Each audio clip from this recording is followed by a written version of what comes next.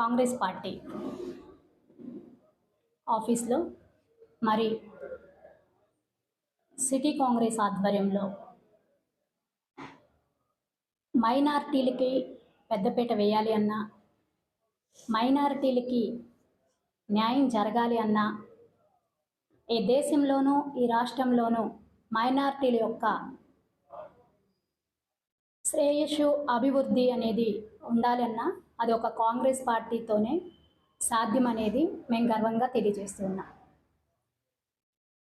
ప్రస్తుత రాజకీయ పరిస్థితులను చూస్తే బీజేపీ మైనారిటీలని ఓచుకోత కోయటం, మైనారిటీలని ఈ దేశాన్ని నుంచి పారదోలాలనేటువంటి అనవసరమైనటువంటి రీతిగా మైనారిటీల మీద అనేకమైన భయంకరమైనటువంటి పరిస్థితుల్ని తీసుకొచ్చినటువంటి సందర్భాన్ని కూడా మనందరం చూసాం.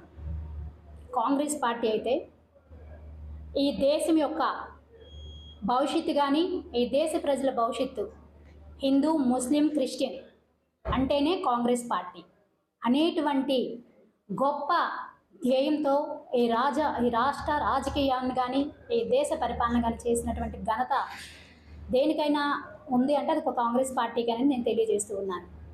ఈ రోజున బీజేపీ పరిపాలనకి, ఇటు వైఎస్ఆర్ పరిపాలనకి మైనారిటీలు విసుగు చెంది మైనారిటీలకి న్యాయం జరగాలి అంటే కాంగ్రెస్ పార్టీలోనని తెలుసుకుని ఈ రోజున పెద్ద ఎత్తున కూడా మైనారిటీలంతా కన్నతల్లైనటువంటి కాంగ్రెస్ పార్టీకి రావడం జరుగుతుంది.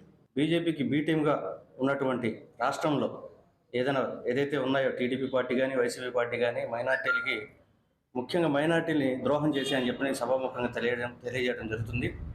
ఎందువలన అంటే మేనిఫెస్టోలో మైనారిటీలకి సప్లాన్స్ గురించి మాట్లాడడం, దానికి మళ్ళీ ఎన్నికల తర్వాత ఆ మేనిఫెస్టోని పక్కన ఒక డస్ట్బిన్లో వేసేయడము, మైనారిటీలకి ముఖ్యంగా భద్రత లేకపోవడము, మైనారిటీల మీద ఏదైతే బీజేపీ ప్రభుత్వం ఉందో ఏదైతే నల్ల చట్టాలను తీసుకొస్తుందో వాటన్నిటికీ అనుగుణంగా వీళ్ళు పార్లమెంట్లో చట్టసభల్లో ఆమోదించడం, ఇలాంటివి జరుగుతున్న నేపథ్యంలో మైనారిటీలందరికీ నేను ఒకటే కోరుకుంటున్నాను. రాష్ట్రంలో ఉన్న మైనారిటీలందరికీ, సోదరులకి దాదాపు 90 లక్షల మంది జనాభా మైనారిటీలు ఉన్నారు ఈ రాష్ట్రంలో.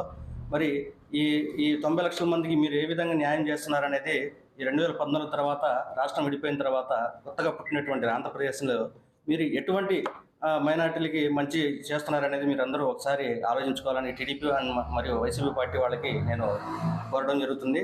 మీరు ఏదైతే అభివృద్ధి చేశారని చెప్తున్నారో ఆ టీడీపీ వైసీపీ పార్టీ వాళ్ళకి ఇద్దరికి కూడా నేను ఒక ఛాలెంజ్ విసిరుతున్నాను. మీరు ఏ విధంగా మైనారిటీలకి న్యాయం చేకూర్చారనేది ఒక శ్వేతపత్రాన్ని విడుదల చేయాల్సిందిగా మేము డిమాండ్ చేస్తున్నాము.